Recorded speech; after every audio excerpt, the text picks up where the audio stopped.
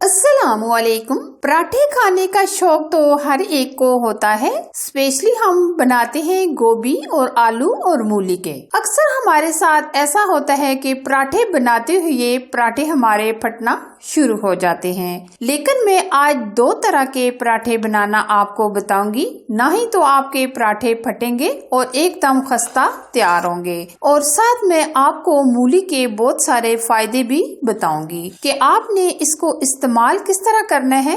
तो अगर मेरी रेसिपी आपको पसंद आए तो जरूर लाइक कीजिए और शेयर कीजिए। तो आज की रेसिपी स्टार्ट करते हैं। हस्बे ज़रूरत हम नमक ऐड करेंगे। मूली के पराठे बनाने के लिए पहले हम आटे को गूंद लेते हैं। आटा हम इस तरह गूंदेंगे जिस तरह हम नॉर्मल घर में रोटी बनाने के लिए आटा गूंदते हैं। ये हमने गंदम का आटा यूज किया है, मैदा हमने यूज नहीं किया। आटे को हम गूंद कर एकदम नीट कर लेंगे। आटे को हमने गूंद कर नीट कर लिया है। तकरीबन हम 10 से 15 मिनट के लिए आटे को रेस्ट पे रख देंगे। तब तक हम स्टफिंग तैयार करेंगे। सबसे पहले हम लेंगे मूलियां। मूली का हम छिलका रिमूव करेंगे। मूली खाने के बहुत से ऐसे नुस्खे हैं जो मैं आपको बताना चाहूंगी। मैदे में अक्सर गैस हो जाती है और मूली के इस्तेमाल से ये गैस खत्म होना शुरू हो जाती है। वजन की कमी, कब्ज, जोड़ों का दर्द, हाथ पाँव की जलन, मसाने की गर्मी, कोलेस्ट्रॉल वगैरह और काला यरकान को खत्म करने में मदद करती है। गुर्दे की पथरी को खत्म करने में भी मूली अहम किरदार अदा करती है। अगर हमारे मैदे में गर्मी हो जाए तो हमें मूली का इस्तेमाल करना चाहिए। और काले यरकान के लिए मैं आपको बताना चाहूंगी, काला नमक लगाकर हमें मूली का इस्तेमाल करना चाहिए। यरकान के लिए तो मूली का इस्तेमाल बहुत ही फायदेमंद है।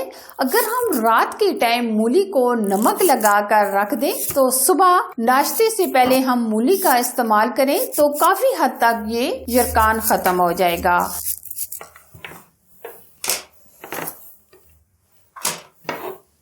अब हम मूली कद्दूकस कर लेंगे। ये हम छोटे होल वाला ग्रेटर लेंगे।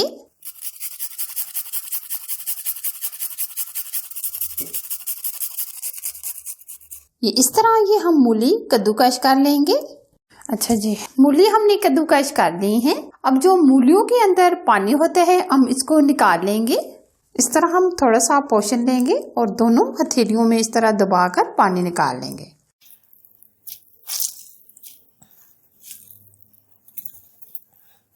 ये देखिए, इस तरह ये हम सारी मूलियों में से पानी निकाल लेंगे। अब हम इसमें जो स्पाइसेस ऐड करेंगे, 2 चुटकी के करीब अजवाइन, आधा चम्मच नमक, आधा चम्मच सुरख लाल मिर्च का पाउडर, आधा चम्मच कुटी लाल मिर्च, आधा चम्मच सफेद जीरा और थोड़ा सा हम हरा धनिया भी कटिंग करके डाल देंगे।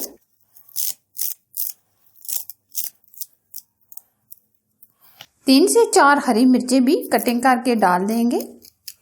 हरी मिर्चों से बहुत ही अच्छा टेस्ट आ जाता है। अच्छा जी, अब हम मिक्स करेंगे। अगर आप कलर देना चाहते हैं तो हल्दी पाउडर भी ऐड कीजिएगा। 2 चुटकी के करीब हल्दी भी ऐड कर देंगे। अक्सर लोग फिलिंग को पका कर डालते हैं, लेकिन जितना जबरदस्त और फायदेमंद है कि हम मूली को पराठे के अंदर कच्चा ही इस तरह ऐड करेंगे, क्योंकि इस तरह ग़िज़ाइयत बरकरार रहती है अगर हम कच्चा ही ऐड करेंगे। ये हमने फिलिंग रेडी कर ली है। अब हम पराठे बनाएंगे।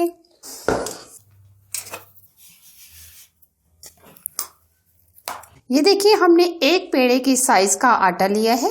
अब हम पेड़े को 2 हिस्सों में डिवाइड कर लेंगे इस तरह। ये हम छोटे छोटे पेड़े बना लेंगे, 2 अदद इस तरह। अब हम बेल लेंगे। एक हमने रोटी बेल ली है, इसी तरह ये हम दूसरी रोटी भी बेल लेंगे। अच्छा जी, अब हम इस तरह दोनों रोटियों को एक जैसा कर लेंगे। अच्छा, अब हम इसके ऊपर फिलिंग डालेंगे। अगर आप फिलिंग में कोई और एक्स्ट्रा चीज़ डालना चाहें तो वो भी आप डाल सकते हैं, जैसे प्याज वगैरह। हम इसमें प्याज वगैरह नहीं डाल रहे। बस ये देखिए हमने ये फिलिंग फैला ली है। अब दूसरी रोटी हम ऊपर लगा देंगे इस तरह और अच्छे तरीके से प्रेस करेंगे इस तरह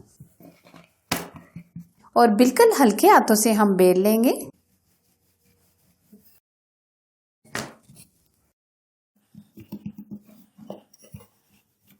ये देखें बिल्कुल हल्के हल्का हम बेलेंगे।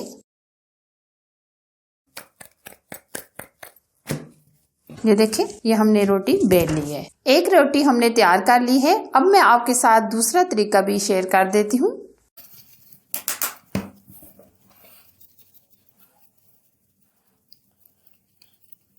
इस तरह हम पेड़े को सेट कर लेंगे।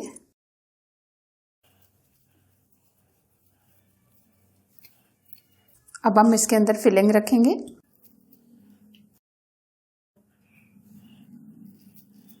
ये हमने 3 चम्मच फिलिंग की रख दी है और इस तरह प्रेस करेंगे। अब हम इस तरह आपस में इस तरह हम ये सेट कर लेंगे। ये ऊपर से हमने ये हिस्सा उतार दिया है। ये देखिए हमने दूसरा पेड़ा भी रेडी कर लिया है। इसी तरह हम इसको भी बेल लेंगे।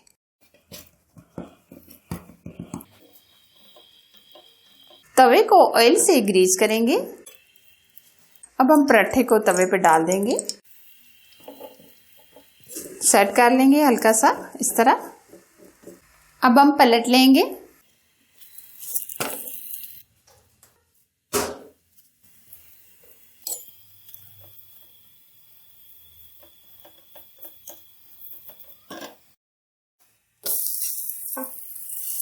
हल्का हल्का हम इस तरह प्रेस करके पकाएंगे।